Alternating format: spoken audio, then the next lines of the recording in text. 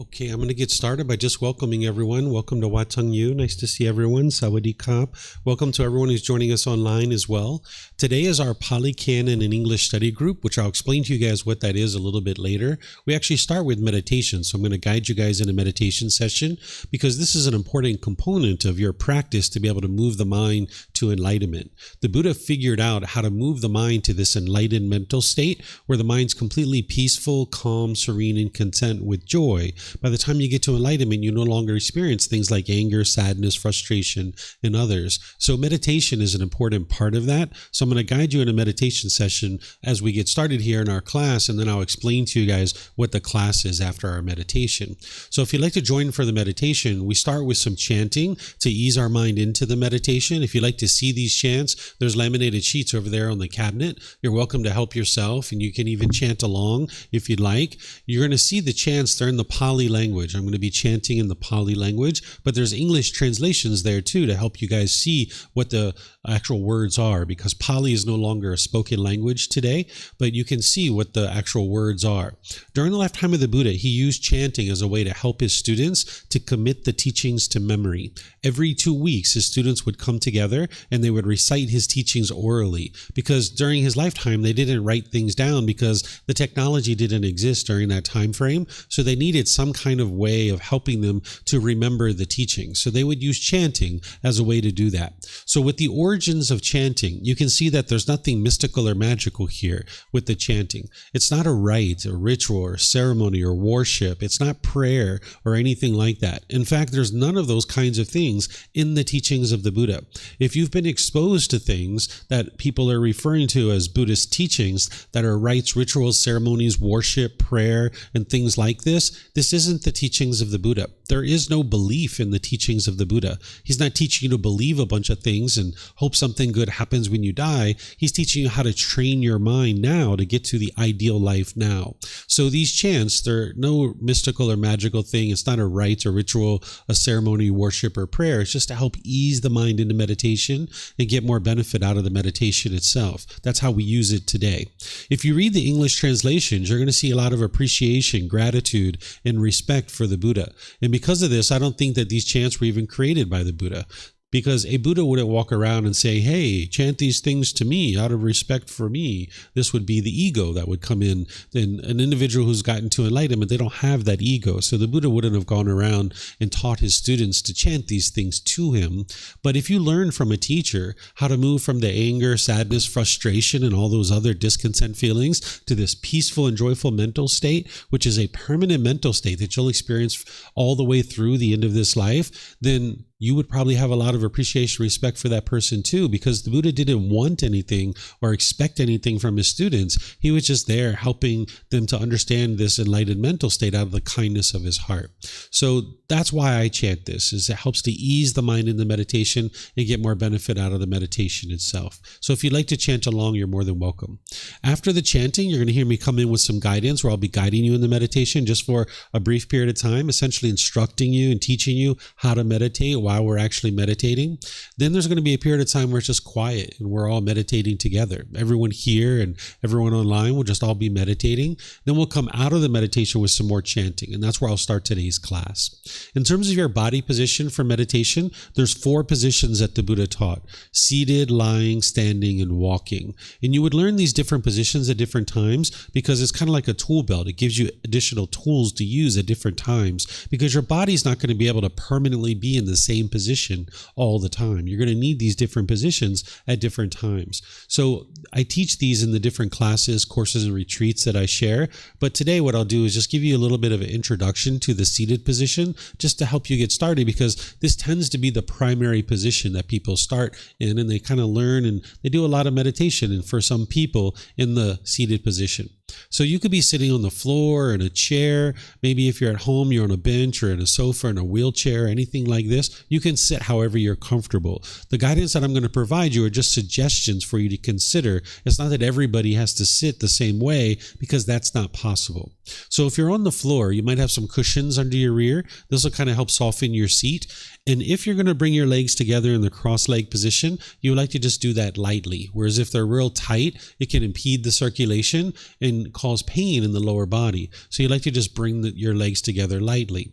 Sometimes people like to put their legs off the mat. This gets the hips up in the air and it lessens the angle at the hips, the knees, and the ankles. So this is an option for you as well. The Buddha put his right hand over his left with his thumbs together, and he put this into his lap. So if this is comfortable for you, you could use it. But again, it's not about everyone doing it exactly the same way. There's other options. Some people like to put their palms on their thighs or their knees, their palms up. Some people rest their hands comfortably in their lap. So you find whatever's comfortable for you.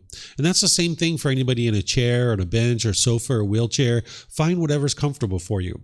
Some people like to put their feet flat on the floor or lightly crossed at the ankles, but you can see me sitting in a chair with my legs crossed, so this is an option for you as well.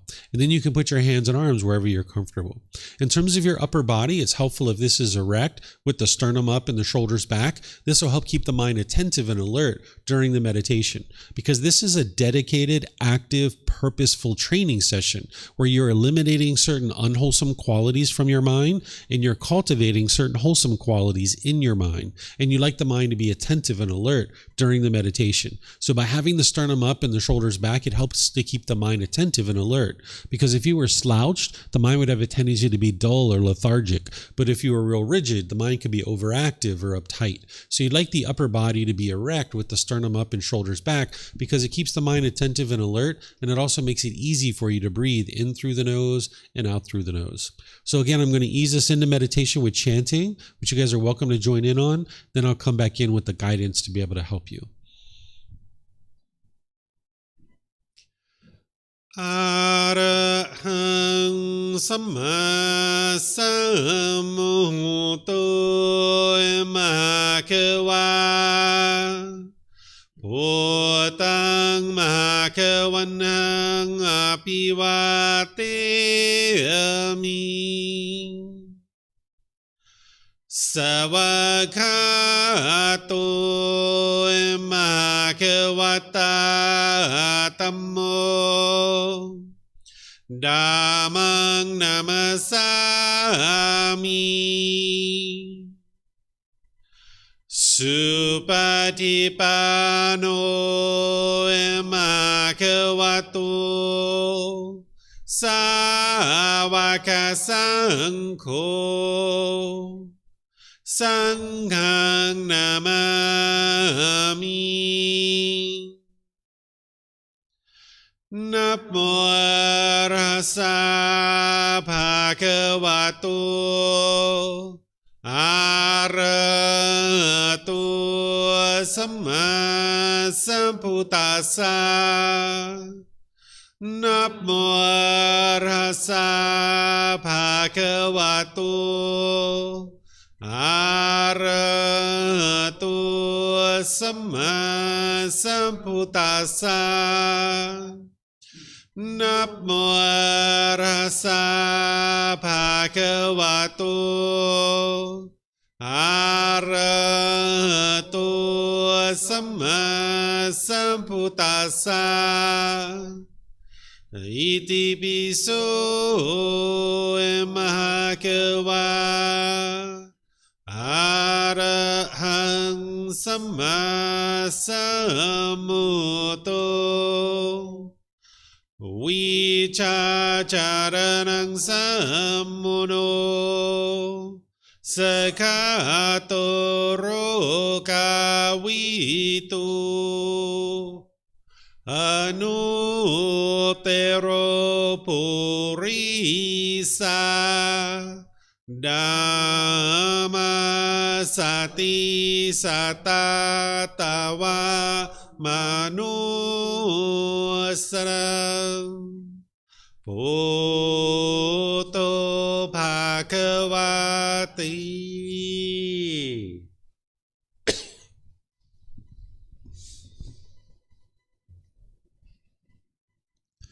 Okay, with the lower body and hands and arms comfortable, in the upper body erect, just close the eyes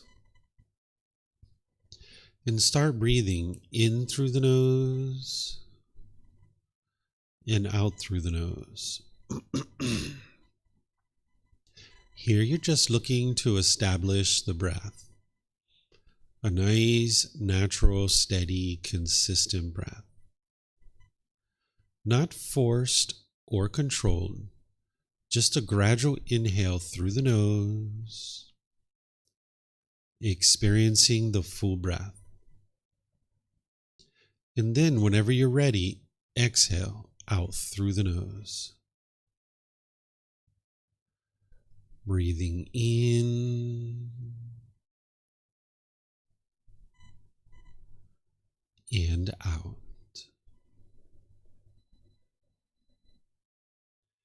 Breathing in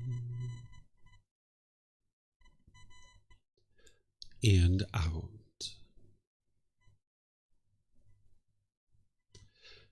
Your breath may not match up with the guidance that I'm providing, and that's okay. This is your practice. I'm just here for guidance. You can use this voice as a reminder that whenever you get to the next inhale, breathing gradually through the nose, developing a nice, natural, steady, consistent breath. And then whenever you're ready, exhale out through the nose, experiencing the full breath. Breathing in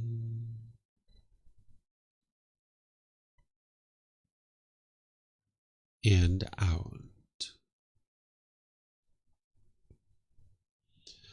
Breathing in and out.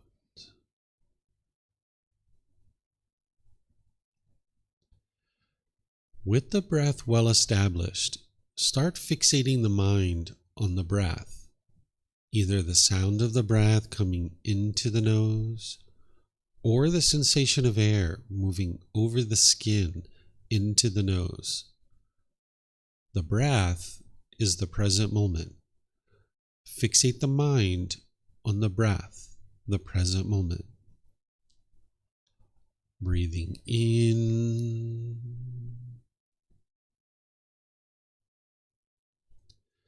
and out.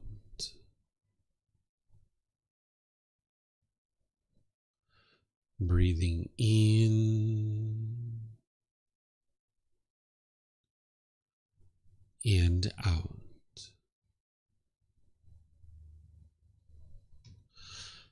With the mind fixated on the breath, whenever you notice that it moves off the breath, cut that off, let it go, and come back to the breath, the present moment. No need to observe the thought, label it, judge it, analyze it, or even try to figure out where it's coming from. Whenever you notice that the mind is moved off the breath, cut that off, let it go, and come back to the breath, the present moment. Breathing in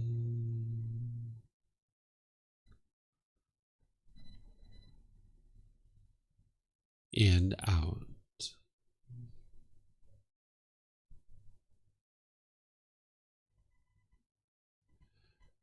Breathing in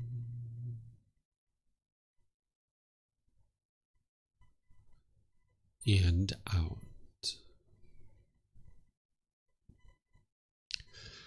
I'm going to be quiet now and let you do this work of focusing on the breath, cutting off and letting go anytime the mind moves off the breath. You have nowhere to go. There's nothing to do. No one needs you right now. This is your time to focus on the breath. Breathing in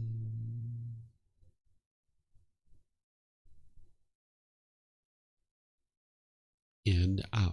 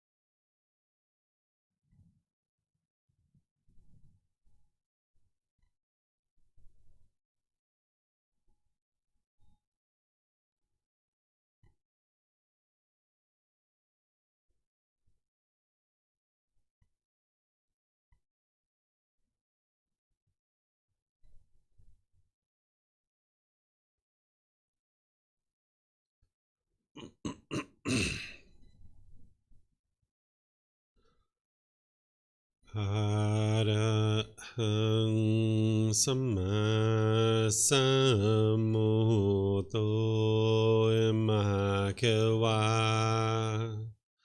Wat Tung Mahakawanhang Apivateyami Sawakato Mahakawata Tammo Dhammang Namasami Supatipano Mahakavato Sāvaka Saṅkho Sanghang Namami Namo Arhasa Bhagavato Arahato Samma Sambuddhassa Namo Arhasa Bhagavato Arahato Samma Sambuddhassa Namo Arhasa Bhagavato Arahato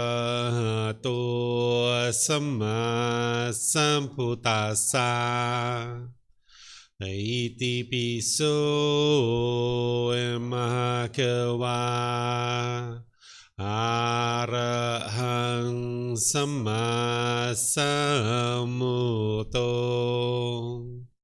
Vicacaranang sammuno Sakato rokavitu Anutero purisa Dhamma sati satatawa manusrang Bhutto Bhagavati.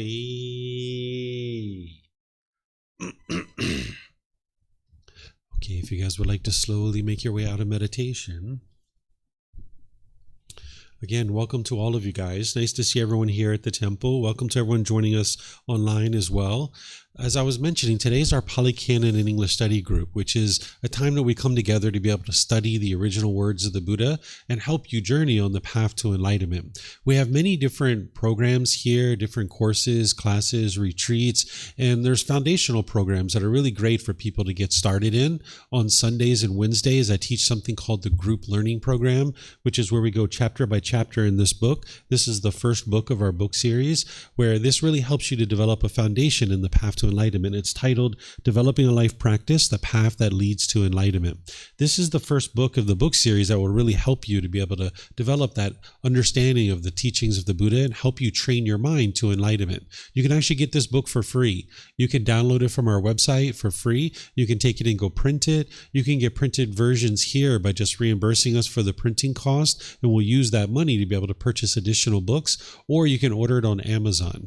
This is the way that you would get started, is really in one of these other programs, like Sunday and Wednesday is a great time for that. There's courses that we teach throughout the month, like Foundation in the Path to Enlightenment.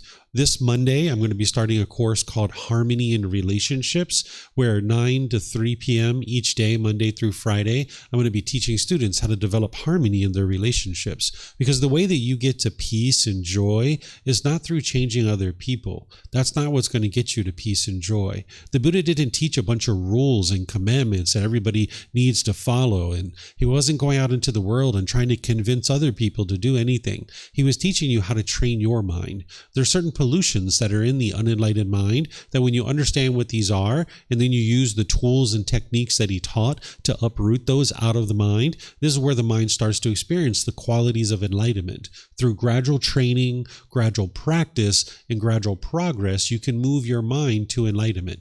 Oftentimes people think the Buddha sat under a tree, he meditated and instantly got to enlightenment. This isn't actually true.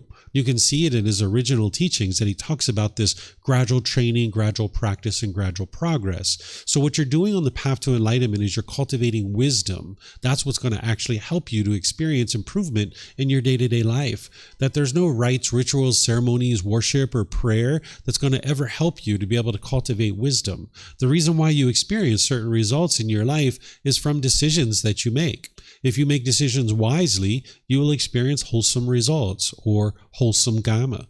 But if you make decisions unwisely, you will experience unwholesome results or unwholesome karma. Some people refer to this as karma. This is the Sanskrit version of this word. But the original teachings of the Buddha are in the Pali language, so people who study his original teachings will tend to use the word karma. If this translated to just one English word, I would share it with you because it would be much easier for you to understand, but it doesn't actually translate to just one English word. What the natural law of karma is cause and effect, or action and result. It's the results of your decisions. As I mentioned, if you make decisions wisely or unwisely, you're going to experience either wholesome karma or unwholesome karma. Oftentimes people think what they're experiencing in life is good luck or bad luck, or destiny or fate, or they might think that God or some other entity called the universe is controlling what it is that you experience on a day-to-day basis. Or some people blame what they experience on other people. As long as you keep doing this, you'll never actually create transformation in your life, because that's not actually true. And you can't actually change those things. You can't change your luck if you have good luck or bad luck. And there's really no such thing as luck anyway, but oftentimes people believe in that kind of stuff. Or destiny or fate. If you have some destiny or fate, you can't change that because you're locked in. And this isn't actually true. It's not the way the world truly works. Or if it was God or some other entity called the universe that was controlling what you experience, you wouldn't be able to change that. Or if it was other people that influence what it is that you experience on a day-to-day basis, you can't change other people. So the path to enlightenment that the Buddha taught is to do this inner work on your own mind, training your mind to uproot certain pollutions and get to a point where your mind's experiencing more and more qualities of enlightenment. By getting to enlightenment, your mind will be completely peaceful, calm, serene, and content with joy. You will no longer experience any feelings such as anger, sadness, frustration, irritation, annoyance, guilt, shame, fear, stress, anxiety, loneliness, boredom, shyness, resentment, jealousy. All of that and others is completely eliminated from the mind because you've eliminated the causes and conditions that are producing it. The causes and conditions that are producing this is inside your own mind. Oftentimes people blame these feelings on other people. You might think your mom and dad are making you angry, or your brothers and sisters are annoying you, or your boss is frustrating you. And now you might be bitter and harsh and hostile to these people. You might push them away, pushing family members out of your life or friends out of your life. This is called aversion. The mind firmly believes these painful feelings you're experiencing are coming from something external, so it'll push this away, push the people away, thinking that that's going to solve your problem. But you can see that didn't solve the problem because you still get angry, you still get annoyed. If this person or the situation was the problem, when you push it away, you would be completely peaceful from that point forward. Or the other thing you might do when you think that the problem is external is you might be bitter and harsh and hostile towards people through your intentions, your speech, and your actions, thinking that you're justified in being bitter and harsh with people. And this is just damaging your relationships, because if you're putting out harshness and aggression and hostility, this is all just going to come back to you. Or you might be putting your expectations on people, trying to control people, enforcing them, attempting to force them or pressure them into doing things your way. This is the mind trying to get its cravings fulfilled. And as long as you're pushing people away, you're being bitter, harsh, and hostile to them, or you're putting your expectations on people and trying to control them, you will never get to peace and joy. You'll have disharmony in your relationships. You'll have broken relationship after broken relationship after broken relationship. In fact, people are probably doing these kinds of things to you too. But you can understand this better way of life that the Buddha taught. And you can train your mind to relate to all beings in a very loving and kind way. And this comes through cultivation of wisdom within your own mind. This is through training your mind. This is through uprooting pollutions out of your mind, gaining the wisdom to navigate the world through understanding the natural laws. These natural laws that the Buddha taught are affecting you, whether you're aware of it or not. And when you learn these natural laws and you practice them, you can see the truth for yourself that these natural laws exist. So there isn't anything auspicious or superstitious in the teachings of the Buddha. There aren't any rites, rituals, ceremonies, or worship. There isn't any kind of prayer or belief. He didn't teach you to believe a bunch of things. He's teaching you how the world is.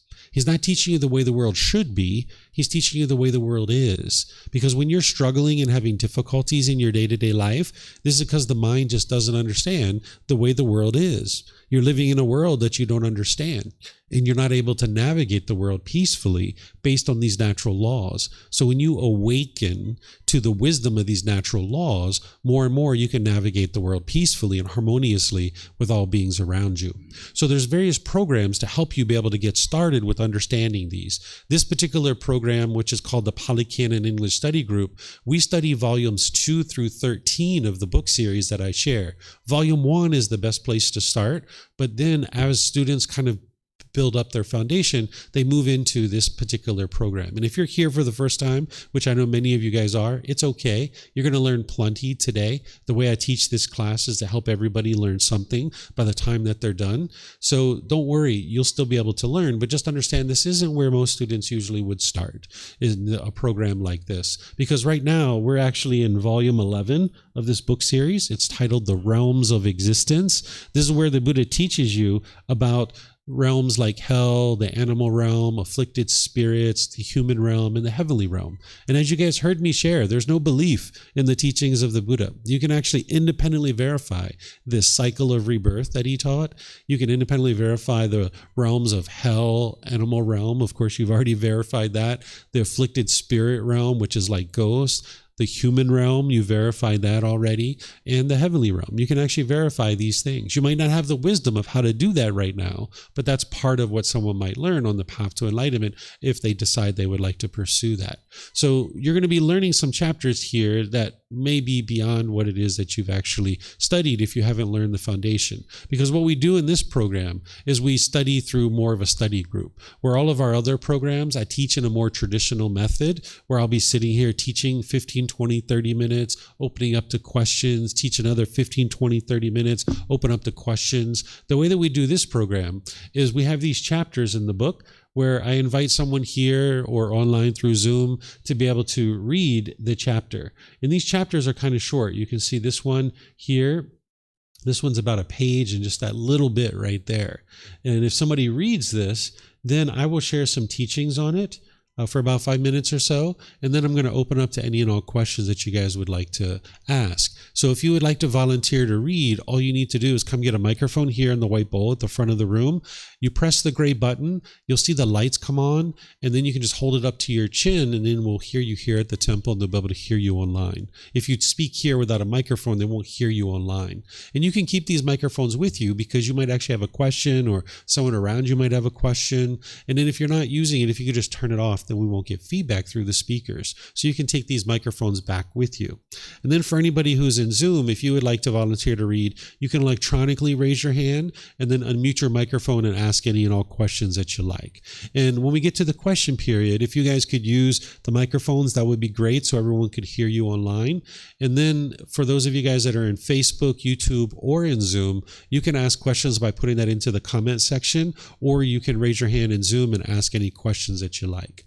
So the Pali Canon is 45 volumes of books that are this thick. And what this book series does is it consolidates it so that you can actually approach it and actually learn it.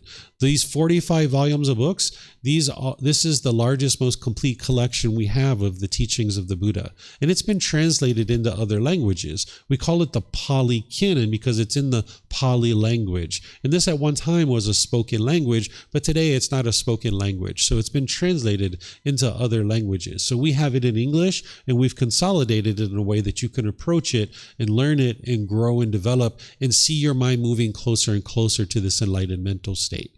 And not only do you experience those elimination of those discontent feelings that I mentioned, but you experience focus, concentration, clarity, and deep memory. Because when your mind's polluted with these pollutions, your mind will be hindered from having focus, concentration, clarity, and deep memory. You'll notice that your personal and professional relationships will really blossom. They'll really improve because you're not being bitter and harsh and hostile to people any longer. You'll notice that you're not even in a bad mood, that it's physically impossible for an enlightened being to experience a bad mood because the causes and conditions that produce it have been uprooted from the mind. So I'm going to ask for a volunteer, see if somebody would like to read this first chapter. If there's anyone who would like to volunteer, you're welcome here. Yeah, Pam's got it. And then as we go forward, there'll be more opportunities as well. Chapter 51. Can you? Okay. Consciousness, conditions, name, and form. I have said consciousness, conditions, name, and form, and this is the way that should be understood, anatta.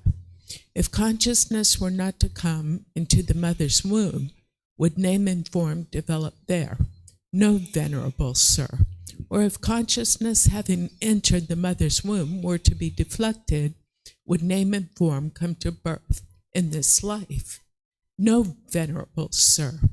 And if the consciousness of such a tender young being, boy or girl, were thus cut off, would name and form grow, develop, and mature? No, venerable sir. Therefore, anatta, just this, namely consciousness, is the root, the cause, the origin, the condition of name and form. I have said, name and form conditions consciousness, and this is the way they should be understood, anatta. If consciousness did not find a resting place in name and form, would there subsequently be an arising and coming to be of birth, aging, death, and discontentedness? No, venerable sir. Therefore, anatta, just this, namely name and form, is the root, the cause, the origin, the condition of consciousness. Thus far then, anatta, we can trace birth and decay, death and falling into other states and being reborn.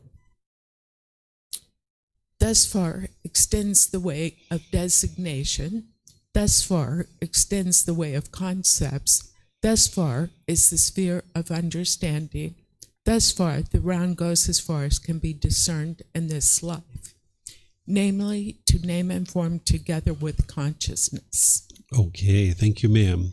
So as I shared, this is volume 11, chapter 51, right? So students have already learned a certain amount of things before they get to this. So let me give you a little bit of background information because it helps to have a dedicated practitioner and teacher help you because you wouldn't be able to get to enlightenment by yourself. You're going to need guidance along the way. But people that have studied the teachings of the Buddha prior to this, up to volume 11, they would understand this to a certain degree because they've already studied certain things, right? So here, first, let's talk about what is a consciousness. The consciousness is the mind itself. Every single being, in terms of human beings, because that's what the Buddha is talking about here is human beings, there's a physical body and then there's a mind. Right? You've been taught to clean your physical body. That's typically what you learn growing up as a child, but you may not have been taught how to clean your mind. That's what the Buddha teaches you, how to clean your mind. If you went around for several weeks or days or months or years without cleaning your body, you'd be pretty uncomfortable.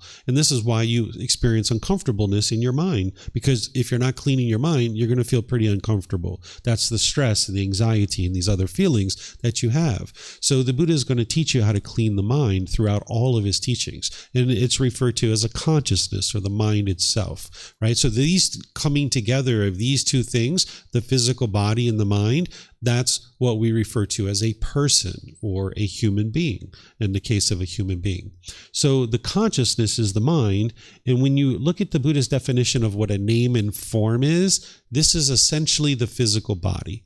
He gives a very detailed description of this. He describes it through something called the four elements. If you've ever studied four element theory, earth, water, wind, and fire. This is how they describe the physical body 2,500 years ago, where today we talk about cells and molecules and atoms and, structures like this, because we've dove into science and we know a lot more things about the body than they knew 2,500 years ago. But this old system that they used, this 4-element theory, it's actually still in use today in some traditional medicines, and it actually works. It's actually very useful. So what they used 2,500 years ago was accurate for what they understood at that time, but now we've just learned new things. So when the Buddha describes this name and form, he essentially talks about the physical body. So what he's talking about here is the coming together of the body and the mind.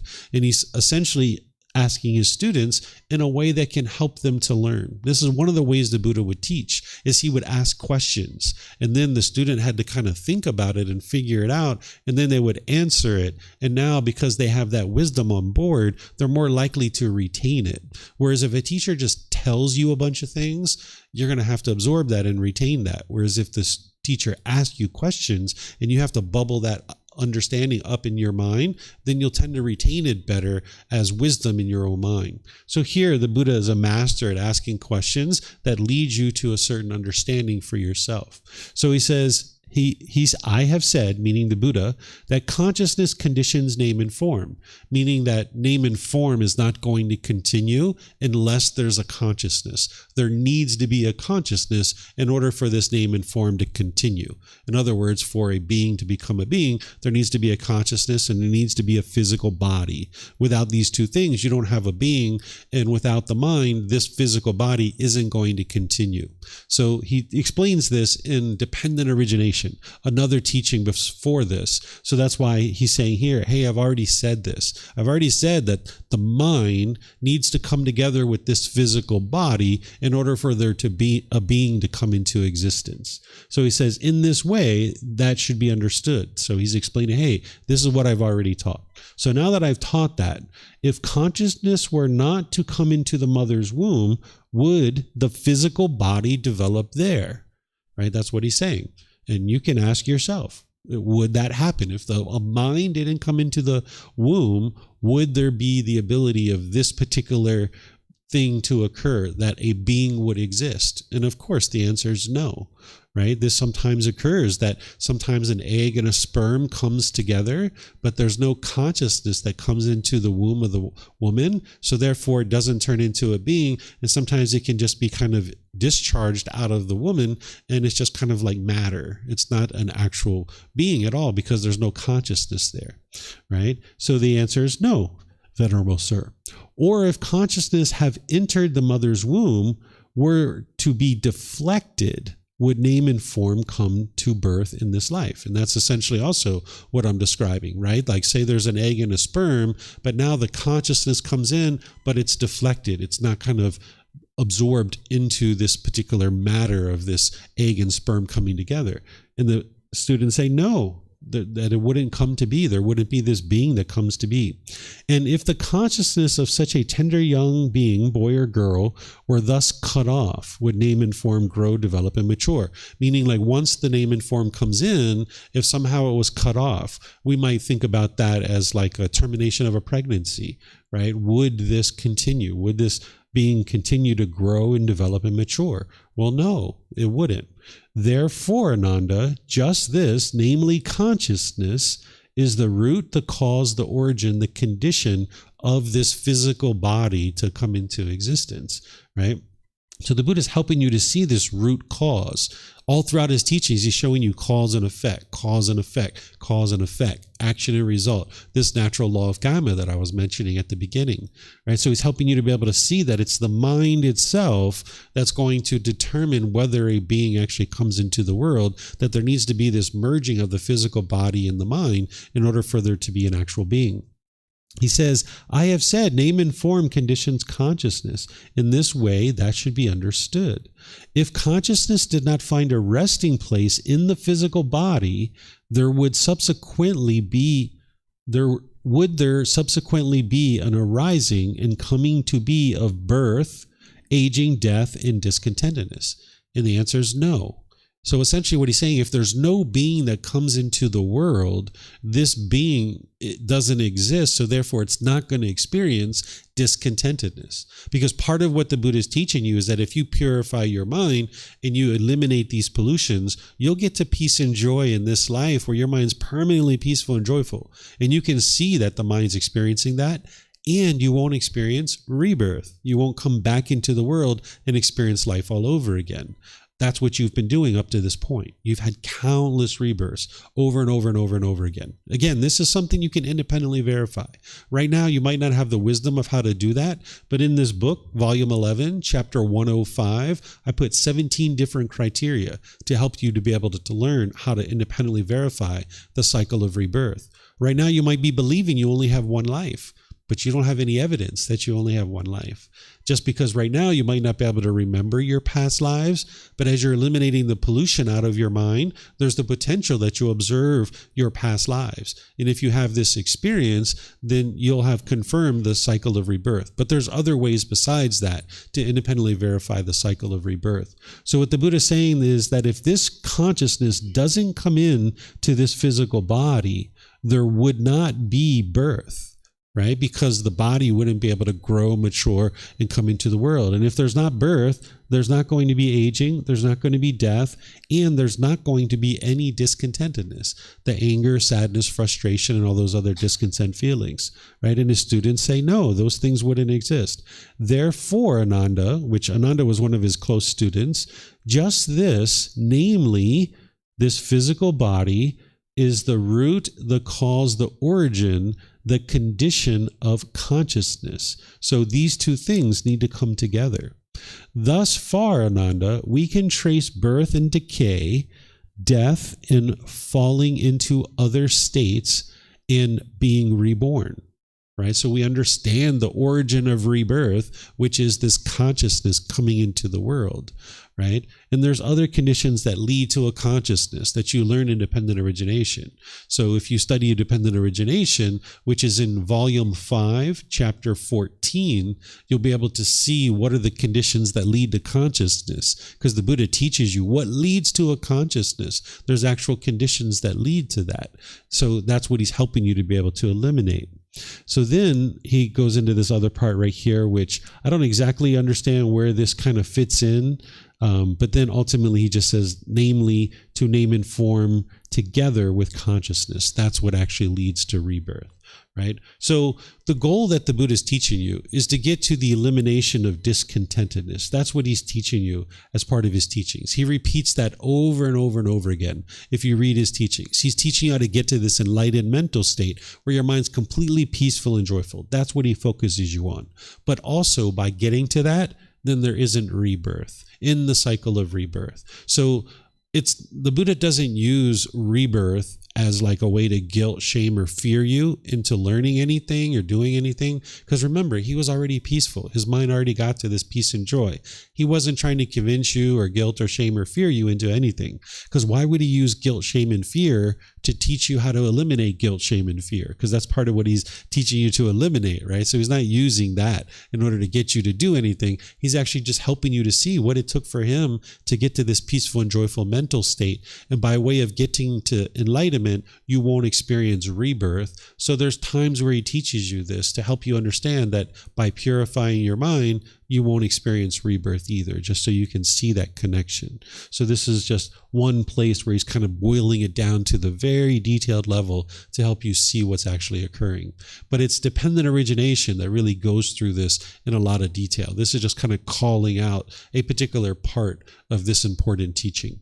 So do you guys have any questions here on this particular chapter? Remember, if you guys could use the mics here or online, you can put that into the comment section of Facebook, YouTube, or Zoom, or you can raise your hand in Zoom and ask any questions that you like. Okay, I don't see any questions anywhere. Okay, let me just see Facebook here. All right, I don't see any questions. Okay, so let's go to the next chapter. And by the way, what you have here is you have the words of the Buddha. You have a reference back to the original Pali Canon in case you would like to go back and see the original teaching so you can confirm that this is what actually came from the Pali Canon. Then you've got words from me that are helping you to further understand and implement this into your day-to-day life. The Buddha taught very clear, very concise, and very precise, but it helps to have a dedicated practitioner and teacher to guide you through. So I've provided words in here to be able to help you understand that. Okay. So here, this is chapter 52. Would someone like to read this?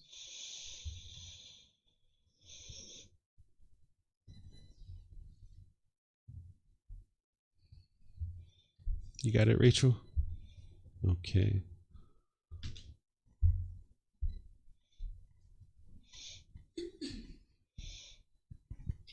Union and disengagement concerning femininity and masculinity. Monks, I will teach you a discourse on union and disengagement. Listen. And what is that discourse on union and disengagement?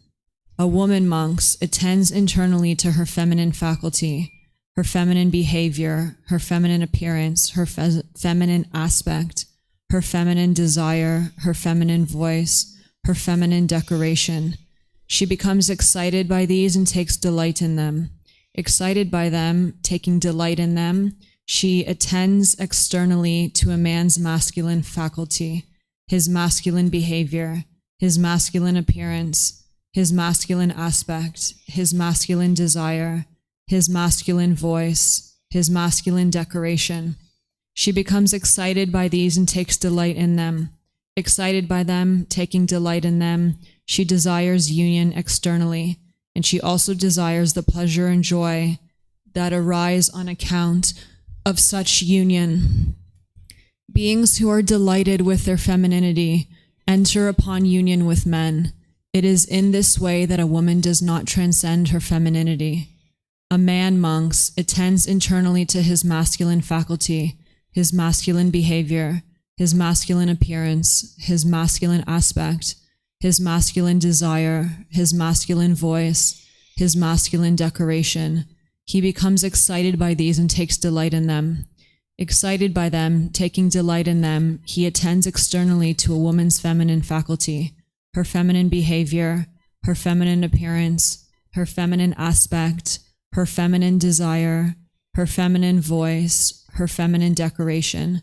He becomes excited by these and takes delight in them. Excited by them, taking delight in them, he desires union externally, and he has also desires the pleasure and joy that arise on account of such union. Beings who are delighted with their masculinity enter upon union with women. It is in this way that a man does not transcend his masculinity. This is how union comes about. And how does disengagement come about? A woman, monks, does not attend internally to her feminine faculty, her feminine behavior, her feminine appearance, her feminine aspect, her feminine desire, her feminine voice, her feminine decoration. She does not become excited by these or take delight in them. Not excited by them, not taking delight in them, she does not attend externally to a man's masculine faculty, his masculine behavior, his masculine appearance, his masculine aspect, his masculine desire, his masculine voice, his masculine decoration. She does not become excited by these or take delight in them. Not excited by them, not taking delight in them, she does not desire union externally, nor does she desire the pleasure and joy that arise on account of such union. Beings who are not delighted with their femininity become disengaged from men. It is in this way that a woman transcends her femininity. A man, monks, does not attend internally to his masculine faculty, his masculine behavior, appearance, his masculine aspect, his masculine desire, his masculine voice, his masculine decoration. He does not become excited by these or take delight in them.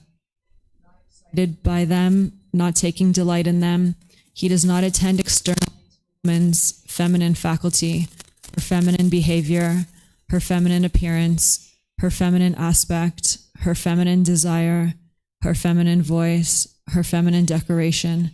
He does not become excited by these or take delight in them. Not excited by them, not taking delight in them, he does not desire union externally, nor does he desire the pleasure and joy that arise on such a union, on account of such a union. Beings who are not delighted with their masculinity become disengaged from women. It is in this way that a man transcends his masculinity. This is how disengagement comes about. This, monks, is the teaching discourse on union and disengagement. Okay, thank you, Rachel. So this is a discourse that I share with people to help them be able to see that the Buddha was well aware of people who have same-gender relationships, because you can see here at the beginning, he's talking about a man and a woman coming together in essentially a sexual activity. He's talking about it in a certain way that you can see that very clearly. And then he's talking later about individuals who have same-gender relationships, because same-gender relationships have been happening ever since the beginning of time. There's never been a time where every man had sex with a woman and every woman had sex with a man. We can know this through the universal truth of impermanence, that not everything is permanent in the world, that everything around you is constantly changing, that you can see this physical body is constantly changing. You can see the weather is constantly changing. You can see if you paint a fence that the paint will eventually fade. You can see that your bank account balance is here, then it goes here, then it goes here, then it goes here. There's this constant change. People are coming and going in and out of your relationships all the time. You could hear with the microphone that sometimes it was working, sometimes it wasn't. We had a certain number of people here in the class at the beginning, and then it changed. This is all impermanence. The unenlightened mind, in the unenlightened state with its lack of wisdom, will crave permanence. It will want things to be permanent. This is why you experience anger and sadness and frustration, because your mind's craving permanence and wanting things to be a certain way. If you get what you want, you get happy and excited. But if you don't get what you want, you get angry or sad or frustrated. And you can't get what you want permanently. It's just not possible. So when you're in a relationship with someone and you're so happy and excited in that relationship, well, then when that relationship's over, your mind might be sad or frustrated or agitated or annoyed. You might have sorrow or grief. This is not because of your love or your care or your concern for this person. This is because your mind's holding on and craving permanence, when in reality you live in an impermanent world. So we can see that the world all around us is impermanent, and the unenlightened mind craves permanence. So there are certain people in the world that crave for every man or every woman to have sex with this opposite gender. But you can see all the way back to the lifetime of the Buddha, and if you understand the universal truth of impermanence, you can see even prior to the lifetime of the Buddha that people were having sex with the same gender or opposite gender. It's been going on for a very long time. So if you prefer same gender relationships, there's no harm in that. You're not actually causing any harm. So the Buddha understood this, because you can see that he's actually talking about it, but he doesn't teach anything about it. He's just saying, hey, this exists. That's all he's essentially saying. And when you look at his teachings on sexual misconduct, he never mentions that same-gender relationships would cause harm. So if you understand the universal truth of impermanence, you understand that this is a normal thing. And if you have a same-gender relationship, or you know people that do, they're not causing any harm. The anger and hostility that people are experiencing because of that is coming from their own mind. It's not that same gender couple that's causing this person to be angry or frustrated. That person's causing their own anger because they're craving permanence. They're craving for every man to have sex with a woman and for every woman to have sex with a man. And that just isn't possible because of the universal truth of impermanence. So here you can see that the Buddha's teaching and just kind of explaining that, hey, this is something that occurs, but he doesn't teach anything about it. He doesn't say, oh, this is harmful or this is unwise. He's just saying, hey, this is what is occurring in the world. And then when you look at his teachings on sexual misconduct, he talks about harmful sexual misconduct, like having sex with minors, having sex outside of existing relationships that you're part of, having sex without consent, like raping people and stuff like that. This is what you would be doing to cause harm with sexual activity. But two loyal, loving, consenting adults choosing to have sex with each other It doesn't matter if they're a man and a female, or a male or female. Two loyal, loving, consenting adults that are choosing to have sex with each other, they're not causing harm to anybody.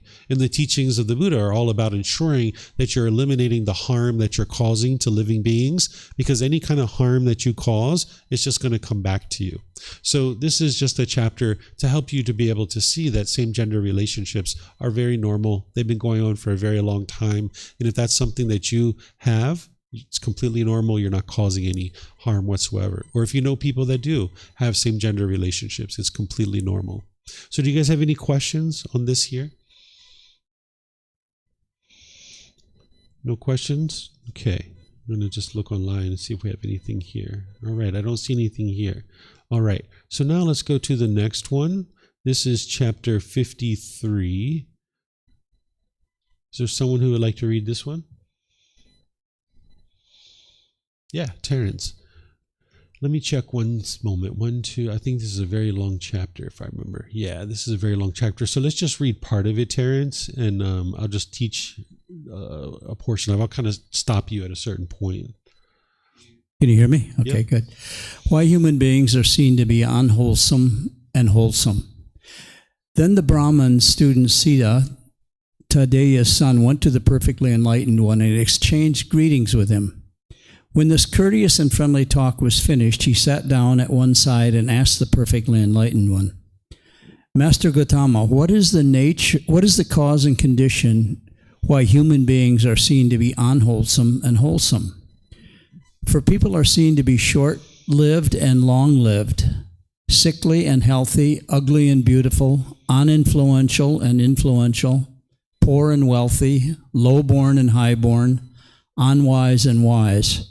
What is the cause and condition, Master Gotama, why human beings are seen to be unwholesome and wholesome? Student, beings are owners of the actions, heirs of their actions. They originate from their actions, are bound to their actions, have their actions as their refuge. It is action that distinguishes beings as unwholesome and wholesome. I do not understand in detail the meaning of Master Gotama's statement, which he spoke in brief without expounding the meaning in detail. It would be good, Master Gotama would teach me the teaching so that I might understand in detail the meaning of Master Gotama's statement. Then, student, listen and attend closely to what I shall say. Yes, sir, the Brahmin student Sutta replied. The perfect enlightened one said this, Here, student, some man or woman kills living beings and is murderous, bloody-handed, given to blows and violence, merciless to living beings. Because of performing and undertaking such action, on the dissolution of the body, after death, he appears in a state without basic necessities, in an unhappy destination, in perdition, even in hell. But if on the dissolution of the body after death, he does not reappear in a state without basic necessities, in an unhappy destination, in perdition, in hell, but instead comes back to the human state, then wherever he is reborn, he is short-lived. This is the way, student, that leads to short life. Namely, one kills living beings and is murderous, bloody-handed, given to blows and violence, merciless to living beings. But here, student, some men or women undergoing the killing of living beings abstains from killing living beings with rod and weapon laid aside, gentle and kindly. He resides compassionate to all beings. Because of performing and undertaking such action, on the dissolution of the body, after death, he reappears in a happy destination, even in the heavenly world. But if on the dissolution of the body after death, he does not reappear in a happy destination, in the heavenly world, but instead comes back to the human state, then, whenever he is reborn, he is long-lived. This is the way, student, that leads to long life, namely, abandoning the killing of living beings. One abstains from killing living beings. With rod and weapon laid aside, gentle and kindly, one resides compassionate to all living beings.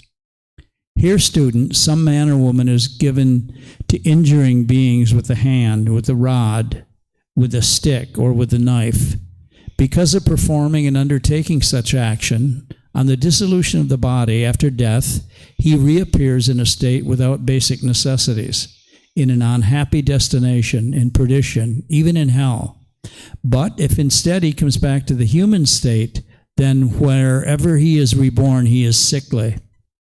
This is the way, student, that leads to sickness. Namely, one is given to injuring beings with a hand, with a clod, with a stick, or with a knife. But here, student, some man or woman is not given to injuring beings with a hand, with a clod, with a stick, or with a knife. Because of performing and undertaking such action on the dissolution of the body after death, he reappears in a happy destination, in the heavenly world. But if instead he comes back to the human state, then wherever he is reborn, he is healthy. This is the way, student, that leads to health. Namely, one is not given to injuring beings with hand, with a clod, with a stick, or with a knife. Okay, let me explain so far, and then if you guys would like to continue to learn more, we can continue to read. So what the Buddha is talking about here is, once again, the cause and effect of what is occurring. This is the natural law of karma. That's what he's teaching you all the way through his teachings, is this cause and effect, or this action and result. He's helping you to be able to see just a few things so far of what leads to rebirth into the lower realm of hell, but also what leads to certain events that you experience here in the human realm too, in terms of shortened life or longer life or sickness or health or things like this. The way this is occurring isn't through anything mystical or magical, and it's not like some being is overseeing you and deciding whether you live for a long time or short time, or you're sickly or not. It's your decisions that are leading to any particular results, including whether you're reborn in a certain realm. There's no being who's overseeing you and sending you to a good place or bad place. It's your own decisions that are leading to these kinds of things, because it's all about the pollution of your mind. In order to kill, which is what he's talking about here at the beginning, there has to be a certain amount of craving and wanting and expecting things, a certain amount of anger and hostility in the mind, and a certain amount of what we call ignorance or unknowing of true reality, not realizing how unwise it is to injure other living beings through killing. So if you have that level of pollution in your mind that you're willing to kill, repeatedly kill other beings, there has to be a significant amount of pollution in your mind. And not only are you doing that of killing living beings, but you're angry and hostile and bitter and all these other situations in your life as well. And that weighs on the physical body. So if the mind has all this anger and hostility and aggression in your mind, that's going to put stress on things like your heart and your lungs and your liver and things of this nature. And the body's not going to live as long. That's what the Buddha is teaching you. He's helping you to be able to see this moral conduct, that because of this moral conduct, there's a certain amount of pollution in the mind, and that is going to now weigh on the physical body, and the body is going to live for a longer period of time. So it's not, a shorter period of time. So it's not anything mystical or magical that is occurring here. It's all a result of our decisions. Whether you're angry or not, this is all a result of your decisions. It's not other people that are causing that. You can choose to train your mind and eliminate the causes and conditions that are producing it, and you'll experience the peace and joy of getting closer and closer to this enlightened mental state. And you'll be able to see that that's what your mind's doing as you're training your mind. And this is the way to experience a longer life. That if your mind is relaxed and calm and peaceful, and you relate to people in a loving and kind way, you don't have that burden in your mind that you're carrying around, all that stress and hostility and bitterness that is putting the stress and weighing heavily on the organs of the body. So by having a more peaceful mind, you'll actually live for a longer period of time. Ultimately, you're impermanent, so you're going to die. Every single one of us are going to die, but you can extend your life, giving you more time to be able to work and train your mind to be able to get to enlightenment. So that's what he's talking about here with this shortened lifespan or a longer lifespan, as well as the sickliness. that this being sick, it's the same thing. If you're really stressed, if you're having lots of anxiety or frustration or agitation, you'll notice that you'll more readily get sick. But when you don't have those kinds of detriments in the mind, we don't have that kind of pollution in the mind, when you don't have the defilements of the mind, you'll see that the body will be healthier and healthier because the mind is performing more optimally, so the body will be more healthy as well. It's just like a computer. The computer has a CPU, like that's the central processing unit of the entire computer. And if the CPU is doing well, the whole computer operates very well. But if there's something wrong with the CPU, the whole computer isn't working well at all. It might even be completely dead and exhausted. So your mind is the same way, that you experience everything through your mind. It's the CPU of this being. And now if you care for that mind and you clean it up, you're going to notice improvements in your day-to-day life, in your interactions with people, but also the health of the body. So that's what he's talking about here. And he's getting ready to go into talking about why people are ugly and all these other types of things. This is showing you the cause and effect relationship.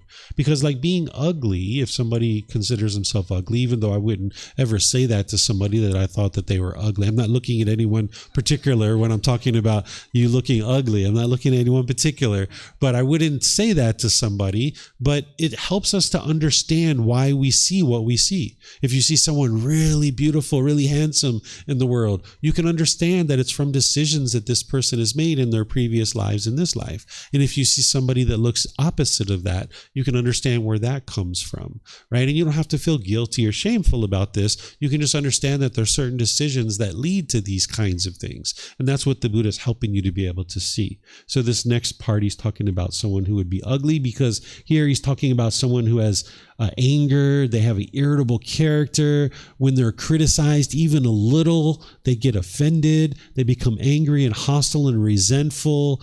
They have this hate and bitterness in the mind. Yeah, that's going to make you look really ugly. Have you ever looked yourself in the mirror when you're angry? You look ugly when you're angry, right? You know that if you've looked at yourself in the mirror, right? This is what leads to that. And if you constantly are angry all throughout your life, yeah, you're going to look kind of ugly. And then when you're reborn, the Buddha is saying, yeah, that's what's going to happen, right? So we could go through each one of these. He talks about beauty and what leads to that. He talks about influential and uninfluential, what leads to that. And where this helps you is that in your day-to-day life, you can learn to practice this, right? So if someone criticizes you even a little bit, no need to get angry and be irritable about that. Just understand that that's what that person's doing, and you don't need to absorb that and have any feelings about it. Or if you're interested in being influential, the Buddha is teaching you how to do that, how to be influential. To be uninfluential, he's talking about someone being jealous and selfish and resentful and bitter and all these other things. So you can actually go through a chapter like this, not as a way of like, oh my goodness, I don't want to be reborn in hell, I'm so afraid of hell. No, the Buddha's not teaching you about how to get to a certain afterlife. He's teaching you how to get to a wonderful life now in this life. So the way that you use a chapter like this is you're like, wow, let me get rid of jealousy. Let me get rid of anger. Let me get rid of irritability. Let me not be so offended when somebody criticizes me. And you can go through a chapter like this and learn all the different things that he's teaching. He's talking here about practicing generosity and giving and sharing with people, and how that leads to certain results in your life. He talks about being stubborn and arrogant.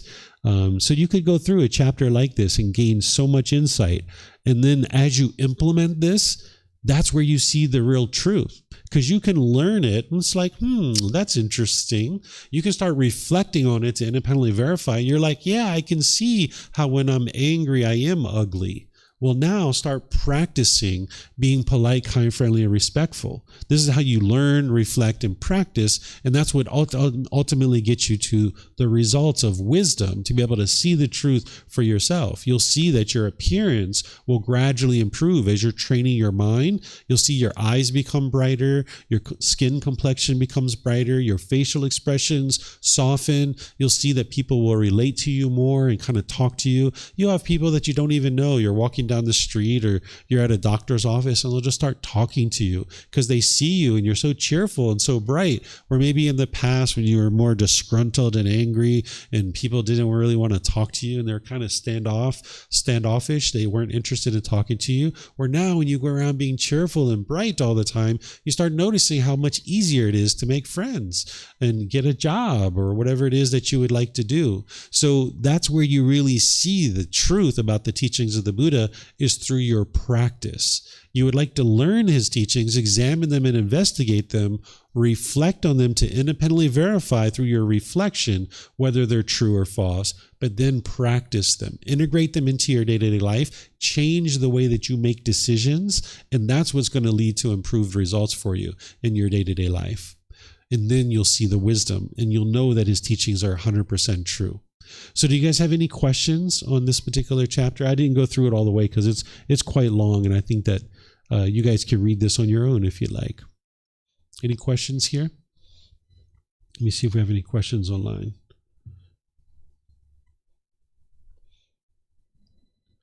Okay, I don't see any questions online either.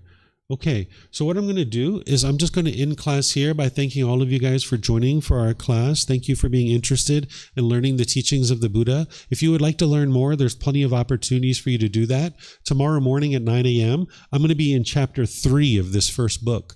We just recently restarted the group learning program. Chapter 3 is titled Enlightenment. What is enlightenment? Tomorrow I'm going to be describing in a discourse, in a talk, to help you guys to understand what enlightenment is and the 4 stages of enlightenment and how the mind actually moves through these 4 stages of enlightenment. Because right at the beginning of the book, I help students to understand what enlightenment is, and then the whole rest of the book, I teach you how to actually attain enlightenment. But you wouldn't be able to actually attain enlightenment if you didn't know what it was. Like, for example, if someone came to you and said, hey, would you like to go to Chiang Rai? Well, the first thing you'd be like is, well, what is Chiang Rai? What's that all about? And you're like, oh, it's this city up to the north. You got to go over the mountains. And when you get there, they have this nice mall. They have these other things, blah, blah, blah, blah, blah. Oh, interesting. So now you can kind of decide whether or not you want to travel to Chiang Rai. And then on your journey to Chiang Rai, you'll be able to more easily navigate your way to it. And when you get there, you know, like, I'm in Chiang Rai because there's that mall they were talking about, right? So you'll know that you've arrived to Chiang Rai. So enlightenment is the same way. If you didn't know what it was, you wouldn't be able to easily navigate your way to it. And you wouldn't know that you were enlightened once you got to enlightenment. So by understanding what enlightenment is, you'll be able to more easily navigate your way to it. And you'll know that your mind is enlightened when you get to enlightenment. So that's why at the very beginning of this book, in this program, I teach people what is enlightenment. So if you're interested in knowing that, tomorrow at 9 a.m., I'm going to be teaching that. And if you're here at the temple, you can learn, but also we live stream through Facebook, YouTube, and in Zoom. You guys can join that way. And then I'm also going to be teaching at 9 p.m. as well. I teach from home and I live stream it there too. So no matter where you are in the world, there's a time zone that you should be able to attend a live class. And if you can't attend a live class, they're all recorded. So you could learn this path to enlightenment while you're here in Chiang Mai, but you can also learn it as you travel around the world, because I've set up in such a way that it's not dependent on you being here in Chiang Mai. You can actually continue to learn and grow and develop no matter where you are in the world, and I will help you. You can get help in these live classes by asking questions. You can post on our Facebook group, and I will help you in there. You can send me private messages, and you can even schedule personal guidance where we can meet one-on-one in Zoom, or we can meet in real life together, and I will guide you and help you to be able to understand this path without any interest of obtaining anything from you whatsoever. I don't have any expectation of you. I give you all these teachings at no cost. So if you guys would like to get rid of this anger and sadness and frustration, there's a way for you to do that, and the teachings of the Buddha are the way to be able to help you. So again, thank you all for joining, and perhaps I'll see you guys in one of these future classes. We'll see you later. Sawadee krap. Sawadee krap.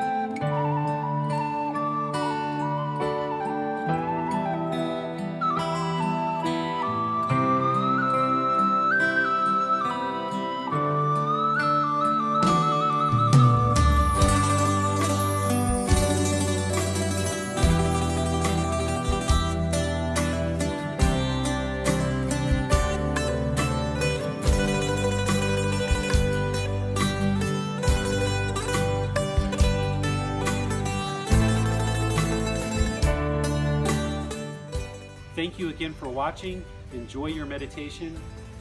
Look forward to seeing you online and answering any questions that you might have. Thank you so much.